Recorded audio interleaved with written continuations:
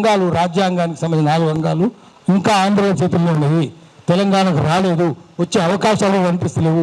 మాట్లాడితే జొన్నలు లేని పోలీసులు చూడండి, ఇంత మొత్తం ఇంటెలిజెన్స్ బయట. ఎందుకు ఇంత ఇంటెలిజెన్స్ ఎందుకున్నది ఇక్కడ? అందుకనే మనం ఏం చేయాలంటే గట్టిగా పోరాటాలు చేయాలి. ఇప్పుడు తెలంగాణ వచ్చినాక ఎవరైనా తెలంగాణ కొండలక్ష్మణ్ బాబు లేకుండా తెలంగాణ వచ్చిందా? సంగమేటి సత్యనారాయణ గారు లేకుండా తెలంగాణ వచ్చిందా? గద్దర్ లేకుండా వచ్చిందా? విమలక్క లేకుండా వచ్చిందా? వీళ్ళ పేర్లు ఏమైనా చెప్తుండా? కేసీఆర్ చెప్పలే, వీళ్ళు చెప్తలేరు. ఆఖరికి బాలనాగమ్మ కథల బాలవదిరాజు పోయి పులిని చంపుతాడు, పేరుగాడి పోయి నేనే చంపినంటాడు, వాడు ముఖ్యమంత్రి అవుతాడు. పేరుగాడే ముఖ్యమంత్రి. అసలు ఎవరు కదా, అప్పుడైనా ఇప్పుడైనా అదే పరిస్థితుంది. వీళ్ళకైతే అసలే తెలియదు ఎవరైందో. అందుకని మళ్ళీ మనం ప్రజల్ని ఏకం చేయాలి, అందరిని ఏకం చేయాలి. తెలంగాణ రాలే, మనం కోరుకున్న తెలంగాణ రాలే, ప్రజాస్వామిక తెలంగాణ రాలే, సామాజిక తెలంగాణ రాలే.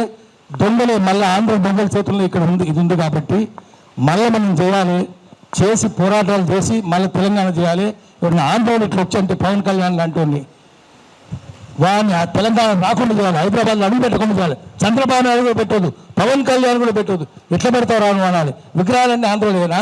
గద్దర్ విగ్రహం పెట్టినిస్తలేరు. హైదరాబాద్ ఖమ్మం కరీంనగర్లో గజ్జల స్వామి అంటే ఆయన 7 విగ్రహం చేసిండు, ఏడాది నరసం నుంచి తిరుగుతుండు. గద్దర్ విగ్రహం పెట్టినిస్తలేరు.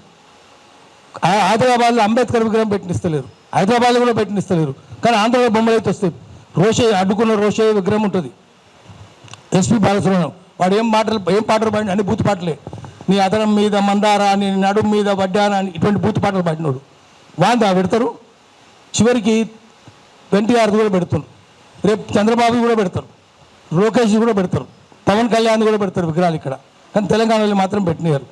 అందుకని మనం అందరం ఏకం కాకపోతే, మనందరం సోయిలో పడకపోతే, మనం మెడల్ సోయి ఉండాలి, మన చేతిలో రాయి ఉండాలి.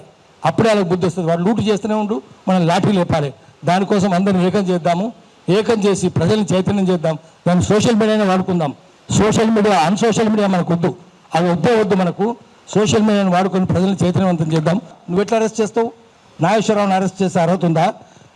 గలివర్ యాత్రలో బ్రాబ్లింగ్ నాక్స్ ఉంటారు, పెద్దగా ఉంటారు, ఆకాశం ఎత్తు టవరింగ్ పర్సనాలిటీస్. లిలీపుటియన్స్ ఉంటారు, చిన్నగా అంగుళం అంత ఉంటారు. నాగేశ్వరరావు బ్రాబ్లింగ్ నాగైతే పవన్ కళ్యాణ్ లిలీపుటియన్. ఎక్కడరా నువ్వు? ఆయన ఎక్కడ? ఆయన కాలి గోటికి సరిపోవు, ఆయన గురించి మాట్లాడతావా? నువ్వు అరెస్ట్ చేస్తావా? తెలుసా నీకేమన్నా? చదువు ఉందా, శీలం ఉందా, సంస్కారం? నువ్వు మాట్లాడతావు నాగేశ్వరరావు గురించి? ఆయన నాగేశ్వరరావు చాలా సంస్కారవంతంగా మాట్లాడతాడు. రిఫైన్ టాక్ అనేది, పిచ్చి పిచ్చి మాటలు మాట్లాడు ఆయన. ఆర్టికల్ 19(1)A మాకు వాక్ స్వాతంత్రం ఇచ్చింది. దాని కింద మనం ఎవరినైనా విమర్శిస్తాం. శ్రీశ్రీ ఏం చెప్పిండు? మీ ప్రైవేట్ జీవితాలు మీ సొంతం. ఏమైనా అంటాం. నువ్వు రాజకీయాలు ఉంటే అంటాం, నువ్వు సినిమాలు ఉంటే అనం. సినిమాలు ఉంటే నువ్వు ఏంది, ఎంతమందిని 5 పెళ్లి చేసుకున్నావు? నీ భార్య కూడా విదేశేస్త్రాలే కదా. నువ్వు ఆమెనేమో ఇటాలియన్ అంటావు, నువ్వేమో మళ్ళీ విదేశేస్త్రాలనే చేసుకుంటాడు. బీజేపీలో అదే కదా. మరి 5 పెళ్లి చేసుకుంటే సిగ్గు శరం ఉందా నీకు? నువ్వు మాట్లాడతావా సంస్కారం గురించి? నువ్వు రోజు ఒక పార్టీ మారుస్తావు. గద్దర్ ఉండగా గద్దర్ని ఎట్లా మోసం చేసిండు? చెగువెరా బొమ్మ పెట్టుకొని నేను కమ్యూనిస్ట్ అనేది చెప్పి గద్దర్ నమ్మించి తీసుకొని పోయిండు, ఇంటికి తీసుకుపోయిండు, దండం పెట్టిండు. మొత్తం షర్టు ఎక్కడ చూసినా చెగువెరా బొమ్మలు. ఇప్పుడు ఎవరు బొమ్మలు పెట్టుకుంటుండు? రోజుకో పార్టీ.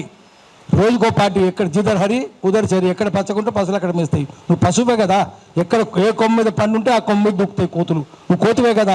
నువ్వు చెప్తావా? రోజుకో పార్టీ మార్చుకోనివి, రంగులు మార్చుకోనివి నువ్వు చెప్తావా? ఇప్పుడు గద్దర్ గురించి చెప్తావు. గద్దర్ మోసం చేయలేడు, చెగువెర బొమ్మలు పెట్టుకోలేడు.